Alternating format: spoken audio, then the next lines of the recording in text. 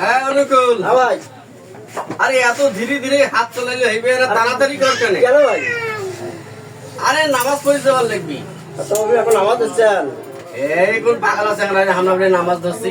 আরে এখন রমজান মাস চলেছে বুঝছিস? হ্যাঁ ভাই। রমজান মাসে যদি নামাজ কালাম না পড়ি, রোজা না থাকি, তাইলে চলবে?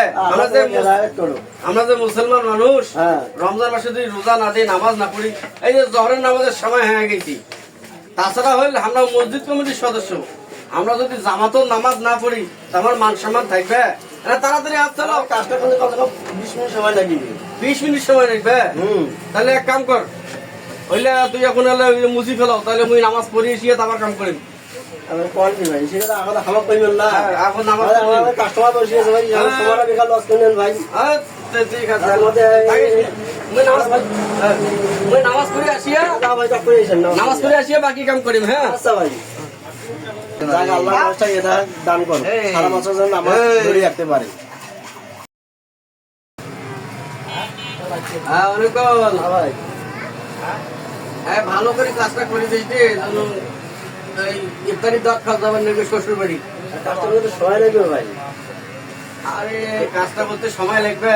হ্যাঁ আচ্ছা লাগুক সময়, তখন নামাজ পড়ে যাবেন ভাই। নামাজের সময় হয়েছে। নামাজ তো হয়ে গেছে ভাই।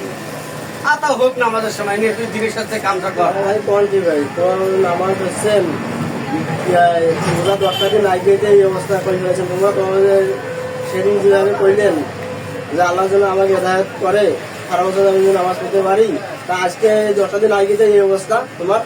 আরে ভাই 10টা ওজা দিনও এই যে তারাবির নামাজ, এই যে 5 ওয়াক্ত নামাজ পড়তে পড়তে হলে কোমর ব্যথা ধরে গেল। এই জন্য মাঝে মাঝে নামাজ পড়েছি, মাঝে মাঝে না পড়ি। আর কোয়ালিটি ভাই, তোমার যে 10টা ওজন আগে যদি এই অবস্থা হয়, তা 20টা ওজন কি হইবে? আর এই রমজান মানে প্রথম আনা ইমান আনা বাড়ে, পরে ধীরে ধীরে কমিয়ে যায়। এই যে তোমার ইমাম ভাই 20টা ওজন গেছে, তোমার মসজিদের লোকে পাওয়া যায় না ভাই।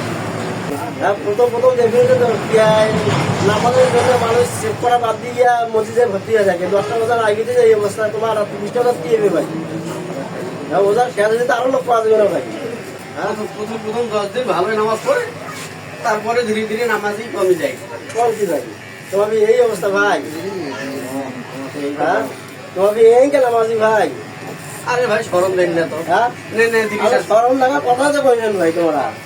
আর নে কাম করতো, শ্বশুর যাবার নাকি ভালো করে না কাম করো। নামাজ পড়তে আমার শ্বশুর বাড়ি ভাই, আজানও পারছো ভাই, তোমার কাছে থাক ভাই। আর নে তুই কাম করতো, আদেন করো ভাই, এটা কম কি ভাই? কাম করি। আর ভাই আল্লাহর কামে আগত আজ তো ঠিক আছে, নামাজ যখন না পড়বে একটা কাজ আমি দিদি ভালোভাবে করে দিই, যেহেতু শ্বশুর বাড়ি গেছে নামাজ বাদ দিয়া তোমার এই পেশায় আগত। হ্যাঁ ঠিক আছে, হ্যাঁ আচ্ছা ঠিক আছে, তোমার কাজ ভালোভাবে করে দিই।